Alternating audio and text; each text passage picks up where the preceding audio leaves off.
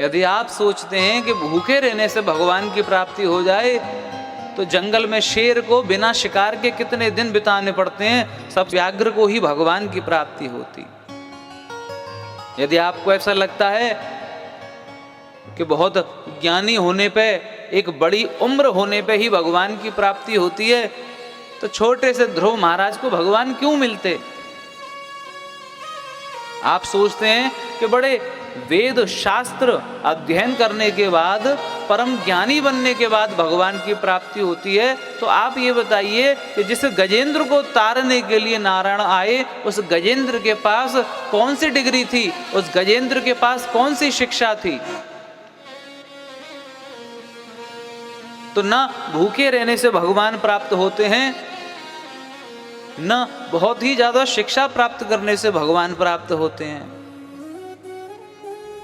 और जो लोग कहते हैं कि ऊंची जाति में, यदि ब्राह्मण घर में जन्म लोगे, श्रेष्ठ कुल में जन्म लोगे तो भगवान प्राप्त होंगे, ये बात भी गलत है। का जातिर विदुरस्य, विदुर जी की क्या जाति थी? भगवान स्वयं चल करके श्री विदुर जी के घर पे गए।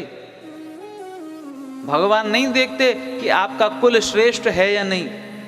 कहा जातिर विदुरस्य यादव पते, यदि पौरुष हो तो भगवान उग्रसेन से क्यों मिले? भगवान कोई बल पराक्रम नहीं देखते। आपके मन में यदि ऐसी बात हो कि भगवान सुंदरता पे रीझते हैं, भगवान सुंदरता पे कृपा करते हैं, तो कुब्जाया किमु नाम रूप अधिकम। कुब्जा के विषय में आपने सुना होगा, कई जगह से टेढ़ी थी, कौन सा स्वरूप था उसके पास, पर भगवान ने उस पर भी कृपा करी।